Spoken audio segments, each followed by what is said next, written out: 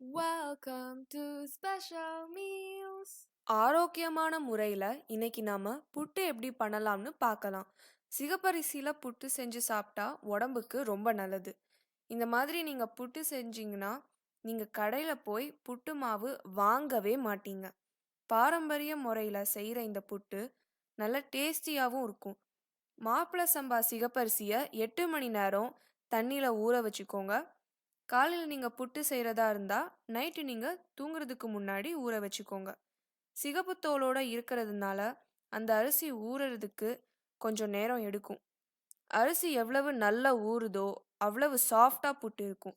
தண்ணியை நல்லா வடிகட்டிட்டு உடனே இதை மிக்சியில் போட்டு பவுடர் பண்ணிடுங்க. ரொம்ப ஃபைன் பவுடராக அரைச்சிடக்கூடாது. இந்த மாதிரி கொஞ்சம் கொரகொரப்பாக அரைச்சிக்கணும். இந்த மாவை இப்போ நம்ம அவிக்க போகிறோம்.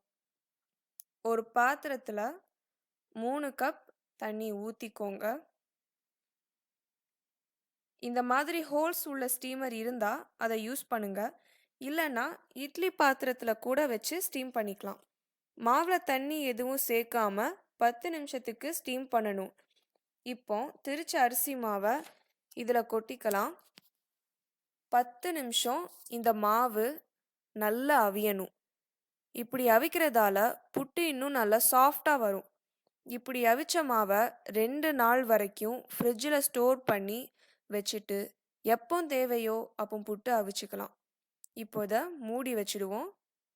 மாவு நல்லா அவியட்டும். 10 நிமிஷம் இப்போ ஆயிடுச்சு. இப்போ நம்ம இதை திறந்து பார்க்கலாம். பாருங்க, மாவு நல்லா சாஃப்டாக ஆகி இருக்கிறது. இப்போ நல்லா சாஃப்டான அதே சமயம் ஹெல்த்தியான புட்டு மாவு ரெடி ஆகிடுச்சு. இந்த மாதிரி ஹெல்த்தியான மாவு எந்த கடையிலையுமே உங்களுக்கு கிடைக்காது. 1 கப் அரிசியில் இருந்து நம்மளுக்கு 2 கப் மாவு கிடைக்கும். இப்போ நம்ம இதை இன்னொரு பாத்திரத்தில் மாற்றி வச்சுக்கலாம். மாற்றி வச்சிட்டதுக்கப்புறம் நம்ம ஒரு பழைய குக்கரில் 2 கப் தண்ணி எடுத்துப்போம். இந்த தண்ணி நல்லா கொதிச்சு ஆவி வரட்டும். இப்போ இதை மூடி வச்சிடலாம்.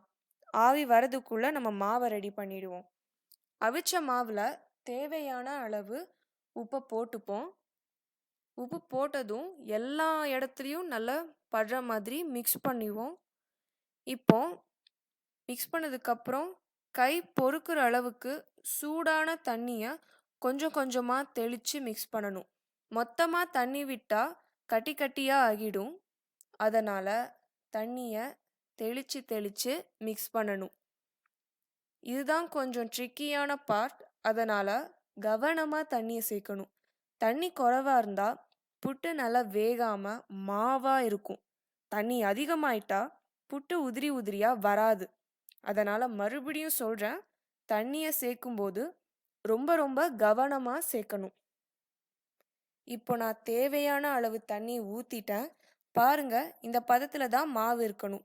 இப்படி ஒரு உருண்டை பிடிச்சா நல்லா உருண்டையாக பிடிக்கவும் வரணும். அதே உடச்சி விட்டா நல்லா உதிரி உதிரியாகவும் இருக்கணும். இதுதான் புட்டு மாவோட சரியான பதம். இதில் இப்போ குட்டி குட்டியாக கட்டி இருக்குன்னு நீங்கள் நினச்சிங்கன்னா மிக்சியில் போட்டு லைட்டாக மிக்ஸ் பண்ணிக்கோங்க.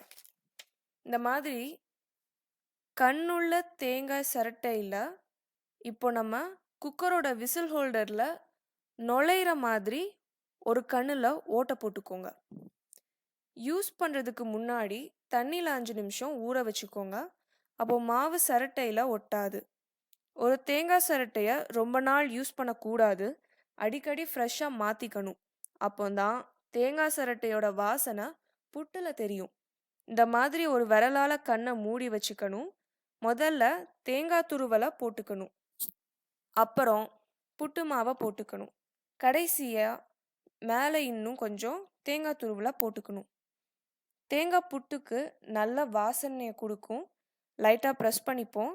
அவ்வளவுதான், புட்டு மாவை ஃபில் பண்ணியாச்சு. இப்போ இதை ஒரு மூடி வச்சிடலாம். இப்படி மூடி வைக்கும்போது புட்டு சீக்கிரமாக அவிஞ்சிரும். நாம் வச்சிருந்த ப்ரெஷர் குக்கரில் இருந்து ஆவி வர ஆரம்பிச்சிருச்சு. இப்போ இந்த தேங்காய் சிரட்டையை குக்கரோட விசில் ஹோல்டரில் ஃபிக்ஸ் பண்ணிக்கலாம். 8 to 10 நிமிஷத்துக்குள்ள இந்த புட்டு வெந்துடும். புட்டு அவிஞ்சதும் தேங்காயிலிருந்து நல்ல வாசனை வரும். அதுல இருந்து புட்டு அவிஞ்சிருச்சுன்னு நம்ம தெரிஞ்சுக்கலாம். தேங்காய் சரட்டை ஃப்ரெஷ்ஷாக யூஸ் பண்ணணும்னா அதுவும் கூடுதல் வாசனையை தரும்.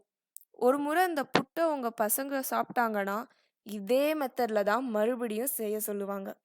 அந்த அளவுக்கு நார்மலாக நீங்கள் செய்கிற புட்டுக்கும் இந்த புட்டுக்கும் டேஸ்டில் வித்தியாசம். இப்போ வாசனை நல்லா வர ஆரம்பிச்சிருச்சு. அப்போ புட்டு அவிஞ்சிருக்கும். புட்டு வாசனையை வச்சு அவிஞ்சதை கண்டுபிடிக்க முடியலனா ஒரு நைஃப் அல்லது ஃபோர்க் வச்சு குத்தி பார்க்கலாம். தேங்காவை கொஞ்சம் விலகிப்போம். மாவை லைட்டாக குத்தி பார்க்கலாம். பார்த்தீங்கன்னா மாவு எதுவும் ஒட்டலை. புட்டு அவிஞ்சிருச்சு. இப்போ அவிஞ்ச புட்டை நம்ம ஒரு பிளேட்டில் மாற்றி எடுத்துப்போம்.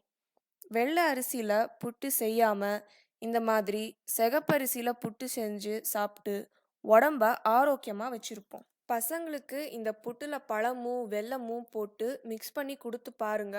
ஒரு துளி மிச்சம் வைக்காம சாப்பிடுவாங்க. புட்டுக்கு வெஜிடபிள் குருமா அல்லது கடலைக்கறி நல்ல ஒரு காம்பினேஷனாக இருக்கும். இந்த வீடியோ உங்களுக்கு பிடிச்சிருந்தா ஸ்பெஷல் மீல்ஸ்க்கு சப்ஸ்கிரைப் பண்ணுங்க. மறக்காம பெல் பட்டனையும் ப்ரெஸ் பண்ணிடுங்க.